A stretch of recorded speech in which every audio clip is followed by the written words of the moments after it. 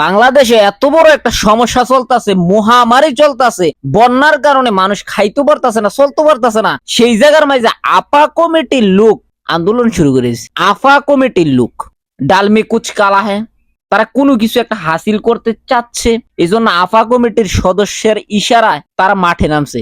নাম হচ্ছে আনসার বাহিনী। তাদেরকে আনসার বাহিনী বলা যাবে না, তাদেরকে বলতে হবে আপা কমিটির সদস্য। কারণ এই দুর্যোগ, এই মহামারীর সময় তারা কেন মাঠে নামতে হইব? তারা মাঠে নামছে তাদের একটা অধিকার নিয়ে। কি অধিকার? যে আমাদেরকে জাতীয়করণ করা হবে। হ্যাঁ ঠিক আছে, জাতীয়করণ করা হবে, ঠিক আছে, সমস্যা নাই। তোরা 16 বছর কইছিলি, 16 বছর তোর আম্মুর কাছে কেন চাইলি না যে আমাদেরকে জাতীয়করণ করেন? তোর আম্মুই করছে পদ্মা সেতু, তোর আম্মুই তো টাকা পাচার করে পুরো দেশকে পঙ্গু বানাই দিছে। কিন্তু তোর আপার কাছে, তোর আম্মার কাছে তো কোনো সময় চাস নাই যে আপা, যে আম্মু আমাকে জাতীয়করণ